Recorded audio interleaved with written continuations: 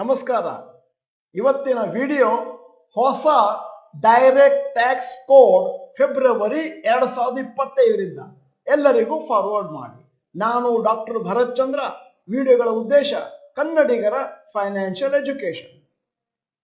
ನಾವು ಬಹಳ ಸಮಯದಿಂದ ಹೇಳ್ತಾ ಬರ್ತಾ ಇದ್ವಿ, ಏನಿದ್ದರೂ ಕೂಡ ಮುಂದಿನ ದಿನಗಳಲ್ಲಿ ಕ್ಯಾಪಿಟಲ್ ಗೇನ್ಸ್ ಟ್ಯಾಕ್ಸ್ ಜಾಸ್ತಿ ಆಗ್ತಾ ಹೋಗುತ್ತೆ.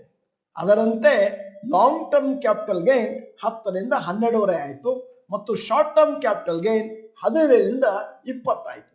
ಮತ್ತೆ ಈಗಲೇ ನಾವು ಭವಿಷ್ಯವಾಣಿ ಹೇಳ್ತಾ ಇದ್ದೇವೆ, ಮುಂದಿನ 5-10 ವರ್ಷಗಳಲ್ಲಿ ಕ್ಯಾಪಿಟಲ್ ಗೇನ್ಸ್ ಟ್ಯಾಕ್ಸ್ ನ ಇನ್ಕಮ್ ಟ್ಯಾಕ್ಸ್ ನಾಗೆ 30% ಮಾಡ್ತಾನೆ, ಶಾರ್ಟ್ ಟರ್ಮ್ ಇರಲಿ ಲಾಂಗ್ ಟರ್ಮ್ ಇರಲಿ.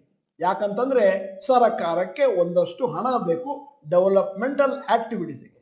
ಹಾಗೇನೆ ಫೆಬ್ರವರಿ 2025ರಲ್ಲಿ ಒಂದಷ್ಟು ಚೇಂಜಸ್ ಆಗ್ಲಿಕ್ಕಿದೆ ಆದಾಯ ತೆರಿಗೆಯ ಡೈರೆಕ್ಟ್ ಟ್ಯಾಕ್ಸಿಗೆ. ಅದನ್ನು ನಿಮಗೆ ಮೊದಲೇ ತಿಳಿಸೋಣ ಅಂತ ವಿಡಿಯೋ ಮಾಡಿದ್ದೇವೆ. ಈ ವಿಡಿಯೋದ ವಿಷಯ ಎಲ್ಲರಿಗೂ ತಿಳಿದಿರಬೇಕು. ಅದಕ್ಕಾಗಿ ನನ್ನ ವಿನಂತಿ ಏನು ಅಂತಂದ್ರೆ, ದಯವಿಟ್ಟು ವಿಡಿಯೋನ ಎಲ್ಲರಿಗೂ ಫಾರ್ವರ್ಡ್ ಮಾಡಿ, ನಿಮ್ಮ ಎಲ್ಲಾ ಸ್ನೇಹಿತರಿಗೂ ಈ ವಿಡಿಯೋ ತಲುಪಲಿ. ಯಾಕಂತಂದ್ರೆ ಮುಂದಿನ ದಿನಗಳಲ್ಲಿ ಅವರಿಗೆ ಆಶ್ಚರ್ಯ ಆಗಬಾರ್ದು, ಈ ರೀತಿ ಟ್ಯಾಕ್ಸ್ ಜಾಸ್ತಿ ಆಗ್ತಾ ಇದೆ ಅಂತ. ನೀವು ನಮ್ಮ ಚಾನಲ್ ಮೆಂಬರ್ ಅಲ್ಲ ಅಂತಂದ್ರೆ ಇದೀಗ ಸಮಯ ಸಬ್ಸ್ಕ್ರಿಪ್ಷನ್ ಬಟನ್, ಬೆಲ್ ಐಕಾನ್ ಒತ್ತಿ. ವಿಡಿಯೋ ಚೆನ್ನಾಗಿದ್ರೆ ಲೈಕ್ ಬಟನ್ ಒತ್ತೋದನ್ನು ಮರಿಬೇಡಿ.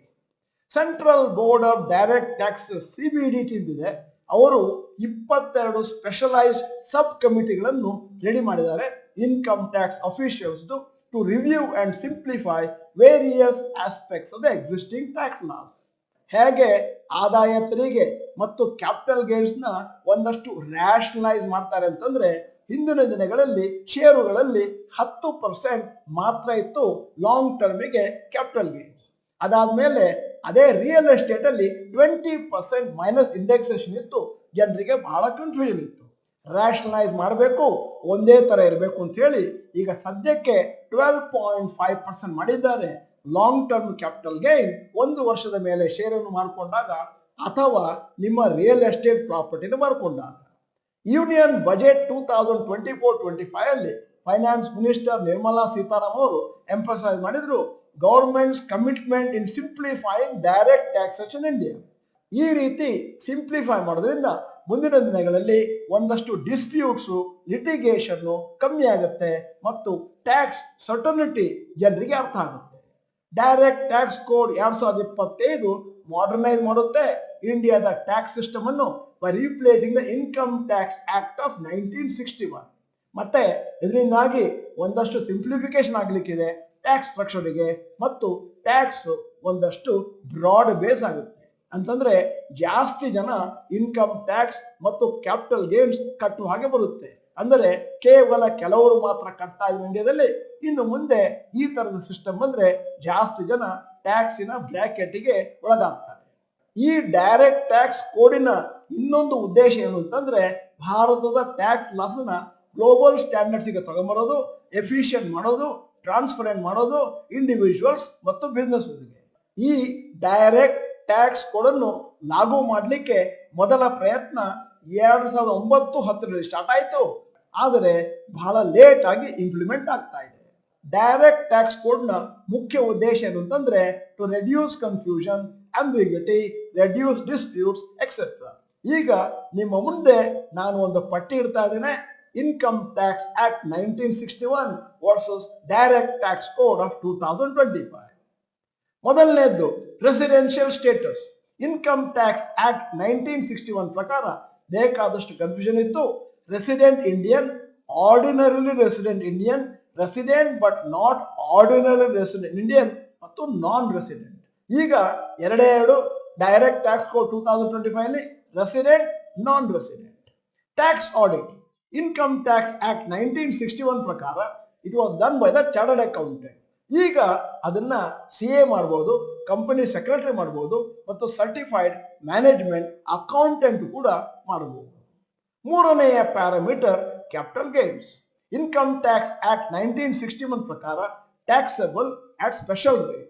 ಡೈರೆಕ್ಟ್ ಟ್ಯಾಕ್ಸ್ ಕೋಡ್ ಪ್ರಕಾರ tax as per the tax slab.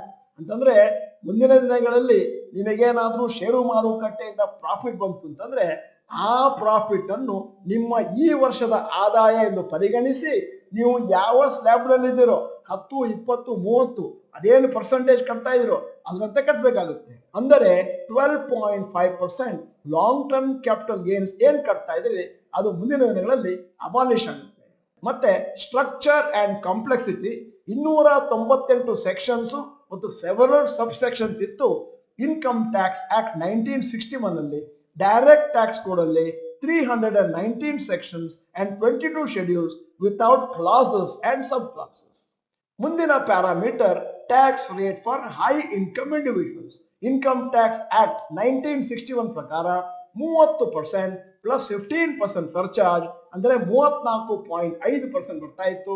Direct tax code ಅಲ್ಲಿ 2025ರಲ್ಲಿ 35%ಗೆ ಬರುತ್ತೆ. ಮತ್ತೆ taxation on dividends. Income tax act 1961 ಪ್ರಕಾರ ಡಿವಿಡೆಂಡ್ ಡಿಸ್ಟ್ರಿಬ್ಯೂಷನ್ ಟ್ಯಾಕ್ಸ್ 15% ಇತ್ತು. ಮುಂದಿನ parameter income distributed by LIC companies to the holders having the equity oriented life insurance. Income tax act 1961 ಪ್ರಕಾರ exempt ಆಗಿತ್ತು. ಮುಂದಿನ ದಿನಗಳಲ್ಲಿ ಡೈರೆಕ್ಟ್ ಟ್ಯಾಕ್ಸ್ ಕೋಡ್ 2025 ಲಾಗು ಆಗುತ್ತೆ ಅಂತಂದ್ರೆ LIC ಇಂದ ಬಂದ ದುಡ್ಡುಗೂ ಕೂಡ ನೀವು 5% ಟ್ಯಾಕ್ಸ್ ಕಟ್ಟಬೇಕಾಗುತ್ತೆ. ಮುಂದಿನ parameter income distributed by mutual fund companies to the holders having equity mutual fund. Income tax act 1961 ಅಲ್ಲಿ ಎಕ್ಸಮ್ಟ್ ಇತ್ತು. ಡೈರೆಕ್ಟ್ ಟ್ಯಾಕ್ಸ್ ಕೋಡ್ 2025 ಅಲ್ಲಿ ಟ್ಯಾಕ್ಸಬಲ್ ಅಟ್ 5%. ಈಗ ನಿಮ್ಮ ಮುಂದೆ ಇನ್ನೊಂದಷ್ಟು ಅಂಕಿ ಅಂಶಗಳು ಇಡ್ತಾ ಇದ್ದೇನೆ, ನಿಮ್ಮ ಗಣನೆಗೆ ಬರಲಿ ಅಂತ. History of capital gains tax on stocks. 1992ರಲ್ಲಿ long term capital gains 20% with indexation ಅಂದ್ರೆ ಒಂದಷ್ಟು ಕಮ್ಮಿ ಆಗ್ತಾ ಹೋಗ್ತಿತ್ತು 20% ಇಂದ. 1992 ಅಲ್ಲಿ long term capital gains 20% indexation ಅಂದ್ರೆ 20% ಗಿಂತ ಕಮ್ಮಿ ಆಗ್ತಾ ಹೋಗ್ತಾ ಇತ್ತು. ನೀವು ಜಾಸ್ತಿ ವರ್ಷಗಳು ನಿಮ್ಮಲ್ಲಿ ಇಟ್ಕೊಂಡ್ರೆ. ಮತ್ತು short term capital gains slab rate ನಲ್ಲಿ ಕಟ್ಟಬೇಕು. 1997ರಲ್ಲಿ long term capital gains 20% with indexation or 10% without indexation ಮಾಡಿದ್ರು short term capital gain slab rate ಅಲ್ಲಿ ಇತ್ತು. ಸ್ಲ್ಯಾಬ್ ರೇಟ್ ಅಂದ್ರೆ 10, 20, 30% ಕಟ್ಟೋದು. 2004ರಲ್ಲಿ long term capital gains exempt ಆಯಿತು. ಶಾರ್ಟ್ ಟರ್ಮ್ ಕ್ಯಾಪಿಟಲ್ ಗೇನ್ಸ್ 10% ಇತ್ತು. 2008 ಅಲ್ಲಿ long term capital gains exempt ಇತ್ತು. ಶಾರ್ಟ್ ಟರ್ಮ್ ಕ್ಯಾಪಿಟಲ್ ಗೇನ್ಸ್ 15% ಮಾಡಿದ್ರು. 2018 ಅಲ್ಲಿ long term capital gains 10% on the gains above 1 lakh, short term capital gains 15% ಇತ್ತು. 2024 ಅಲ್ಲಿ ಮತ್ತೆ ಜಾಸ್ತಿ ಆಯಿತು. 12.5% on the gains above 1.25 lakhs ಮತ್ತು ಶಾರ್ಟ್ ಟರ್ಮ್ ಕ್ಯಾಪಿಟಲ್ ಗೇನ್ಸ್ 20% ಆಯಿತು. ಈ ಡೈರೆಕ್ಟ್ ಟ್ಯಾಕ್ಸ್ ಕೋಡ್ ಅನ್ನುವಂಥದ್ದನ್ನು ಸಡನ್ ಆಗಿ ಸರ್ಕಾರದಲ್ಲಿ ಇಂಪ್ಲಿಮೆಂಟ್ ಮಾಡೋದಿಲ್ಲ, ಇನ್ ಫೇಸಸ್ ಮಾಡ್ತಾರೆ. ಒಮ್ಮೆ ಡಿಸಿಷನ್ ತಗೊಂಡ್ಮೇಲೆ ಮುಂದಿನ ವರ್ಷಗಳಲ್ಲಿ ಟ್ಯಾಕ್ಸ್ ಸ್ಟ್ರಕ್ಚರ್ ಬಹಳ ಬೇರೆ ಇರುತ್ತೆ. ಇವತ್ತಿನ ಕಂಪ್ಯಾರಿಸನ್ ಮಾಡ್ತಾರೆ.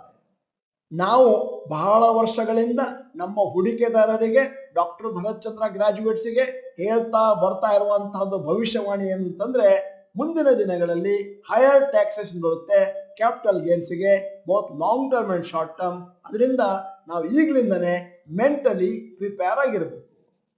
ವಿಡಿಯೋದ ಕೊನೆಯಲ್ಲಿ ನಮ್ಮ ಸಮೀಕ್ಷೆಗಾಗಿ ಒಂದು ಪ್ರಶ್ನೆ ಕೇಳ್ತಾ ಇದ್ದೇನೆ. ನೀವು ಯಾವ ಟ್ಯಾಕ್ಸ್ ಬ್ರಾಕೆಟ್ ಅಲ್ಲಿ ಇನ್ಕಮ್ ಟ್ಯಾಕ್ಸ್ ಕಟ್ತಾ ಇದ್ದೀರಿ? A less than 10%, B 10 to 20%, C 20 to 30%, D more than 30%. ವಿಡಿಯೋನ ದಯವಿಟ್ಟು ಎಲ್ಲರಿಗೂ ಫಾರ್ವರ್ಡ್ ಮಾಡಿ. ಕನ್ನಡಿಗರ ಸೇವೆ ಅಂತ ಹೇಳಿ ವಿಡಿಯೋನ ಸಂಪೂರ್ಣವಾಗಿ ನೋಡಿದ್ದಕ್ಕೆ ಧನ್ಯವಾದಗಳು. ನಮಸ್ಕಾರ.